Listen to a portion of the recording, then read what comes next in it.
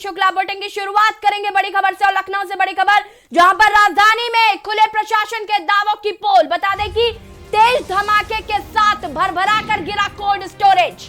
बता दें कि अवैध रूप से संचालित कोल्ड स्टोरेज, दो अन्य मजदूरों की हालत आपको बता दें कि नाजुक बताई जा रही है। अमोनिया गैस के रिसाव के बाद हुआ धमाका,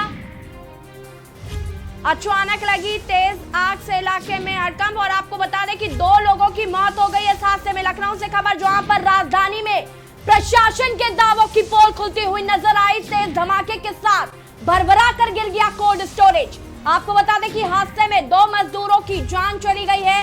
बड़ी खबर हम आपको बता रहे हैं राजधानी लखनऊ से। 2 अन्य मजदूरों की हालत नाजुक बताई जा रही है, जिन्हें अस्पताल में भर्ती करा दिया गया है। अवैध रूप से संचालित कोल्ड स्टोरेज की भरमार है राजधानी लखनऊ में।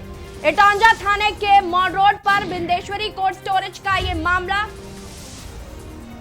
अमोनिया गैस के रिसाव के बाद हुआ धमाका, अचानक लगी तेज आग से इलाके में हड़कंप मच गया है। बड़ी खबर राजधानी लखनऊ से आपको बता रहे हैं जहां पर कोल्ड स्टोरेज भरभरा कर गिर पड़ा। राजधानी में प्रशासन के दावों की पोल खुलती हुई नजर आई। तेज धमाके के साथ भरभरा कर गिरा कोल्ड स्टोरेज। हादसे में 2 मजदूरों की आपको बता दें कि जान चली गई है और 2 अन्य मजदूरों की हालत नाजुक बताई जा रही है।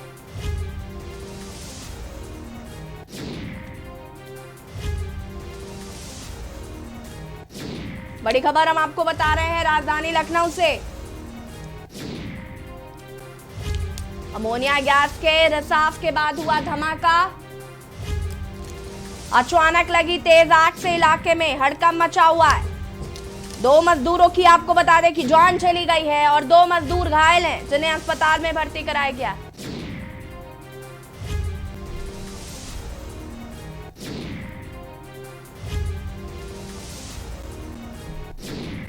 हम इस वक्त मौजूद हैं इटौंजा थाना क्षेत्र के माल रोड पर, जहां पर एक बड़ा हादसा हो गया। हम आपको दिखाना चाहेंगे कि वही Bindeshwari cold chain private limited ये स्टोर है, जहां पर आलूओं को स्टोर किया जाता है। यहां पर एक बड़ा हादसा आज हो जाता है। जो अमोनिया गैस है उसके रिसाव के कारण यहां पर ब्लास्ट होता है और जो फैक्ट्री है वो पूरी धराशायी हो जाती है। हम आपको दिखाना चाहेंगे, ये मजदूर है, ये उस समय उसके अंदर काम कर रहे थे। लगभग 20 से 25 मजदूर बताएं तो वहां पर काम कर रहे थे उस वक्त, जिसमें से 4 मजदूर उसमें फंस जाते हैं फैक्ट्री में। उनको पुलिस द्वारा रेस्क्यू किया जाता है, फायर ब्रिगेड भी बुलाई जाती है, एम्बुलेंस भी बुलाई जाती है, उनके द्वारा रेस्क्यू किया जाता है और चारों मजदूरों को निकाल कर आनन फानन में नजदीकी हॉस्पिटल में भेजा जाता है, जहां पर डॉक्टरों द्वारा 2 मजदूरों को मृत घोषित कर दिया जाता है, जो सीतापुर के रहने वाले हैं, और 2 मजदूरों को ट्रामा सेंटर रेफर किया जाता है, जिनकी हालत अभी भी नाजुक बनी हुई है। वहीं प्रशासन का कहना है कि तहरीर आने के बाद जो इनके मालिक हैं उन पर सख्त कार्रवाई की जाएगी और उनको सजा दिलाई जाएगी। लेकिन जो सबसे बड़ी बात यह है कि इतने मजदूर उसके अंदर काम कर रहे थे और जिस तरीके की लापरवाही आई है, जिस तरीके का इसमें ब्लास्ट हुआ है, पूरी फैक्ट्री धराशायी हो गई है, टुकड़े टुकड़े हो गई है। अगर उसमें 20 से 25 मजदूर दब जाते और कुछ हादसा हो जाता, जो कि 2 मजदूरों की मौत हो चुकी है, तो इसका जिम्मेदार कौन होता है? अब देखना होगा कि प्रशासन किस तरीके की इसमें कार्रवाई करता है और किस तरीके से जो मृत हैं और जो मृतक हो गए हैं उनको किस तरीके से राशि प्रदान होती है, जो घायल है उनका किस तरीके से इलाज होता है, और जो भी मजदूर इनके इसके अंदर काम कर रहे थे, बाहर से आए हुए हैं अपने घर बार को छोड़कर अपने बच्चों का पेट पालने के लिए, और यहाँ पर इतना बड़ा हादसा हो जाता है, प्रशासन किस तरीके से इनकी मदद करता है और दोषियों को सलाखों के पीछे भेजता है। राजधानी लखनऊ से के न्यूज़ इंडिया, सफी अहमद। जानकारी हुई है, ये एक हमारे यहाँ इटौंजा से माल रोड पर एक कोल्ड स्टोरेज है, बिंदेश्वरी कोल्ड स्टोरेज। वहाँ पे तकनीकी खराबी के कारण ब्लास्ट हुआ है अमोनिया गैस का, जिसकी वजह से एक बड़ी घटना घट गई है और हमारा पूरा प्रशासन, जिला प्रशासन सक्रिय है और सक्रिय होकर के जो घायल हैं उनका बराबर उपचार हो रहा है। देखिए, जो है ये इटौंजा थाना क्षेत्र में माल रोड पर, इटौंजा से माल रोड पर एक बिंदेश्वरी कोल्ड स्टोरेज है, जिसमें लगभग 8:30 पौने 9 बजे सूचना प्राप्त हुई कि वहाँ पे अमोनिया गैस का रिसाव हो गया कोल्ड स्टोरेज में। तो उस पर तत्काल जो है, जो हमारी फायर ब्रिगेड की टीमें हैं और हमारे जो मौके के अधिकारी हैं, उप जिलाधिकारी और CO साहब यहाँ से मौके पे गए, विधिवत सर्च कराई गई है। सर्च में और जानकारी हुई है, ये संवाददाता मोहम्मद सफी हमारे साथ फोन लाइन पे जुड़ चुके हैं। मोहम्मद सफी, सबसे पहले तो मैं चाहूंगी कि आप दर्शकों को ये पूरी घटना बताएं। जी बिल्कुल, मैं आपको बता दूं कि ये बिंदेश्वरी कोल्ड स्टोरेज है जो कि माल रोड पे पड़ता है। ये इटौंजा थाना अंतर्गत आता है।